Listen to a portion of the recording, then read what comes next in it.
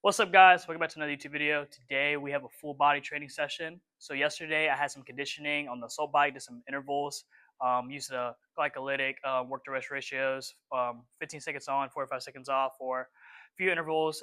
So today we got full body. Going to start with a clean complex, squat, Nordic hamstring curl, and then we're going to move to some upper body calisthenics, so chin ups, dips, and finish up with some abs. Yeah, let's get right into it.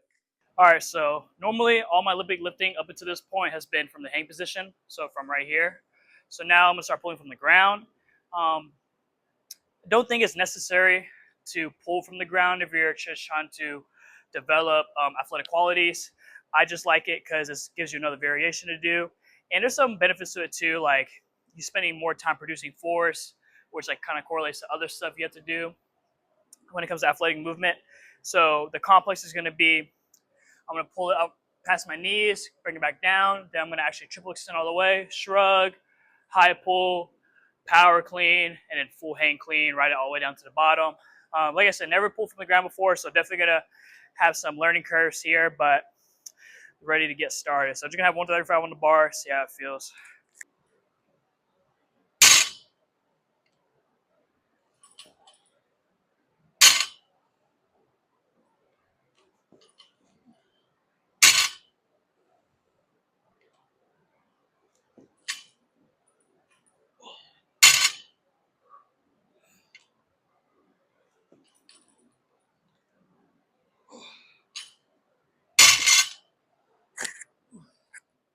I felt really good.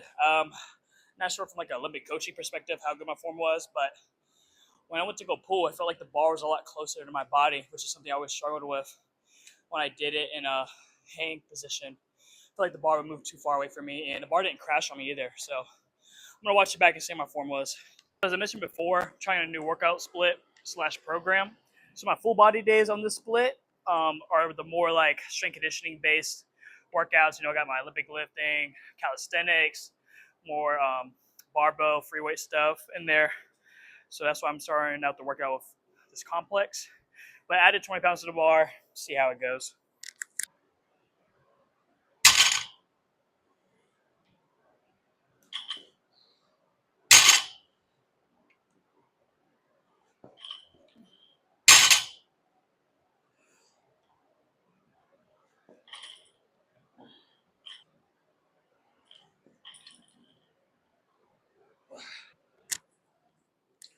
On the power clean rep, I feel like the bar got a little too far in front of me. Had to kind of lean forward to catch it, but not too bad for the first time pulling from the ground. All right, last set coming up. A cue that I always hear is not to rush the first pull. You want to try to make the first pull as long as possible. That's why that gives you because like the first pull is like the pull like right underneath the knees, I think, before you pass the knees. Because once you pass the knees, that's whenever you start the triple extend, and it commences the second pull. And so you want to spend the most time you can in the first pull because that's the time you get to generate the force off the ground to really explode that weight up. Think of it like the first pull is like building up the force, and the second pull is just acceleration. So yeah, last set here.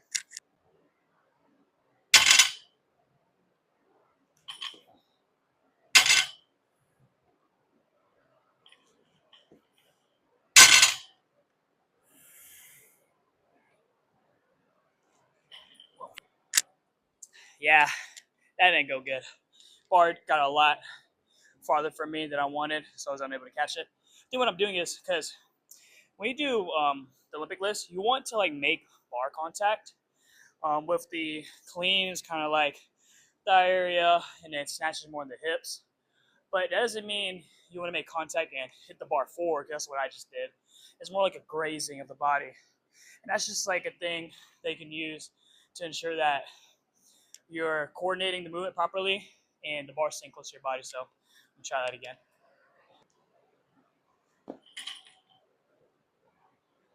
All right, barbell back squats. Last time I did these, got 2 sets for 3. Trying to get at least 2 sets for 4. Here we go.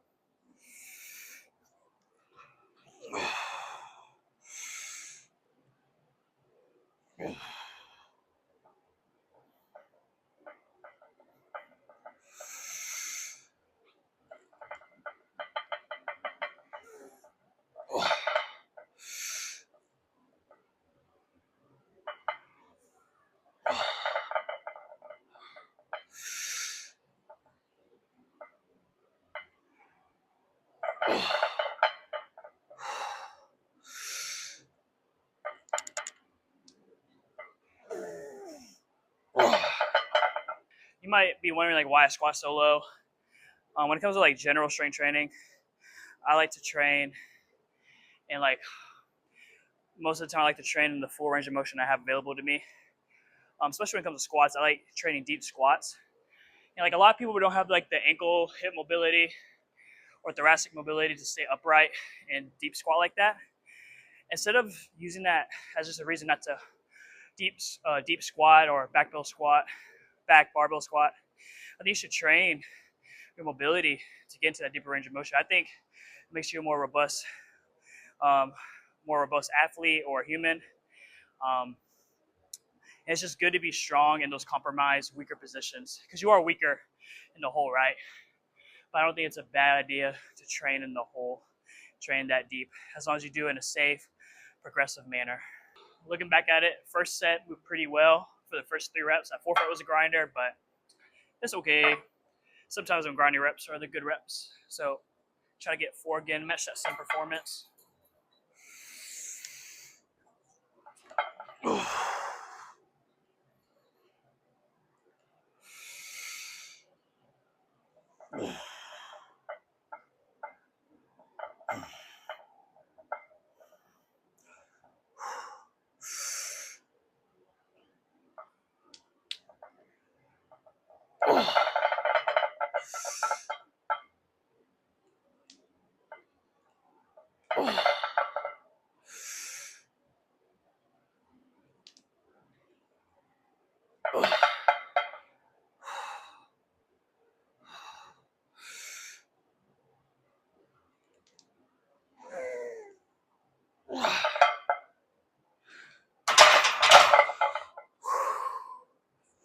Yeah, squats do it to you. But I say, like, it's very common to go to the gym and you'll see people put up a bunch of weight on the bar, but when they squat, they're only getting like this much depth, or about right here. And for like a hypertrophy standpoint and general strength, I don't think it's the best practice. Obviously, if you're peaking for vertical jumps, sprints, stuff like that, there's times and place in a training program where you do half squats, quarter squats. But for general fitness, I think at least getting to parallel, right? So parallel is when your hip crease matches your knee crease.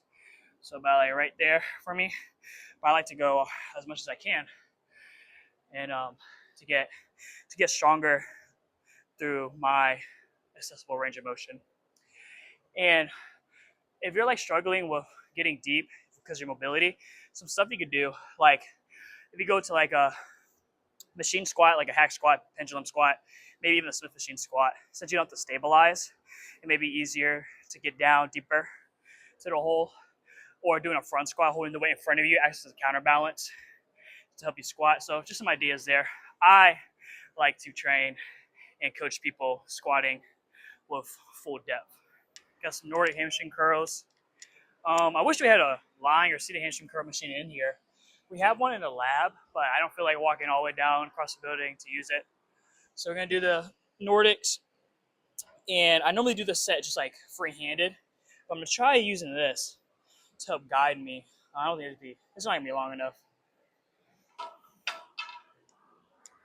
All right, got Nordic hamstring curls next. We have a hamstring curl machine, but it's in one of the labs. It's like across the building, so I don't feel like going all the way over there just to do my hamstring curls. Because your hamstrings, they perform hip extension and knee flexion. So I train the hip extension through stiff leg deadlifts, and then train the knee flexion function through these. So trying to go as slow as I can on the way down, try to pull myself up. If I need assistance, I'll push myself up a little bit to curl up.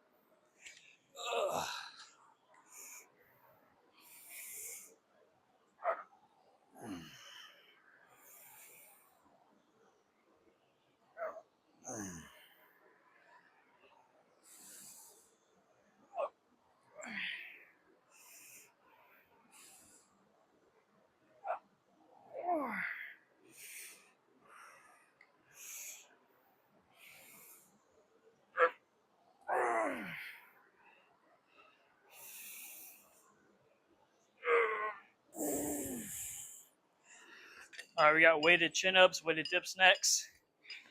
I got 7 reps last time. I'm trying to get 8, but chin-ups are so hard for me to progress rep-wise. So I'm about to find out. I got it today.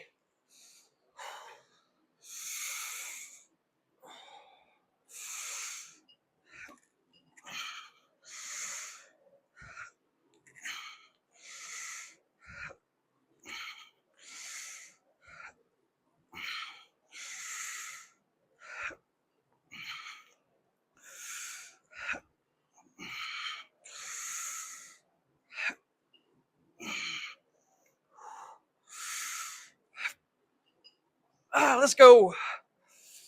Got 8 reps. I'm going all the way dead hang, pulling all the way up to my collarbone. That's how I standardize my reps. Again, with the whole range of motion thing, like some people might just do chin-ups, they're not even fully extending their arms, and they're like just pretty much going right here. I think I'm more about quality over quantity. I'd rather do 8 really hard strict reps like that than 15 half partial reps. That's just my coaching philosophy. So for the chin-ups, I have a 10-pound plate. Dips, I have a 45-pound plate. For the dips, my range of motion is I'm going down past 90 degrees with my triceps until I feel like a really deep stretch on my shoulders and chest. I'm doing these more for my triceps, so I'm staying more upright. If I were to lean over forward more, it would be more chest because you're getting more abduction.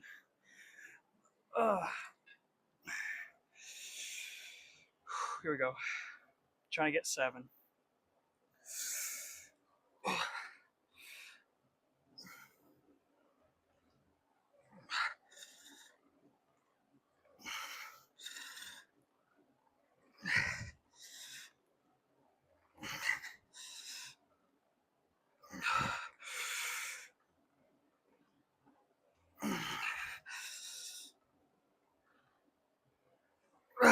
Let's go.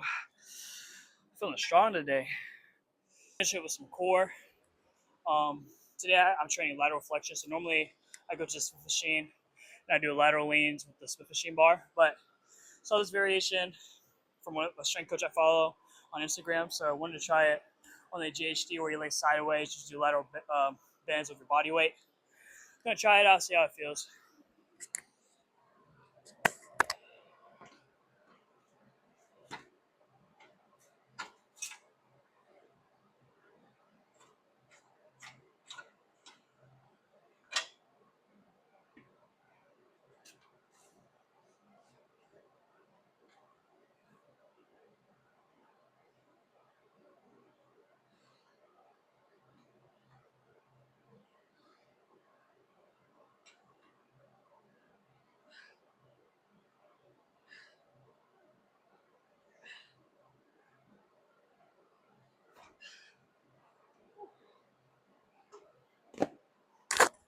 That was a lot more difficult than I thought it was. I'm gonna stick with those. I only got 7, so I'm gonna stick with these for this training block. Man, I can really feel that all through my obliques and my side. So good. All right, guys, that's all I got for today. Really enjoyed the full body session I did today because I just came off a full body program, and like some of those workouts were like so taxing because I just had so many very fatiguing and demanding exercises back to back to back to back in one session. So this is pretty good because cleans and squats pretty challenging, but upper body calisthenics like they're hard, but they're not as taxing on the nervous system and the body in general. And you would know that if you did them yourselves. But thank you guys for watching. If you enjoyed the video, please like, subscribe, and leave down any comments you have about training, whether it's just general fitness, strength conditioning, anything in the world of training or fitness or working out. I can help. And like always, God bless.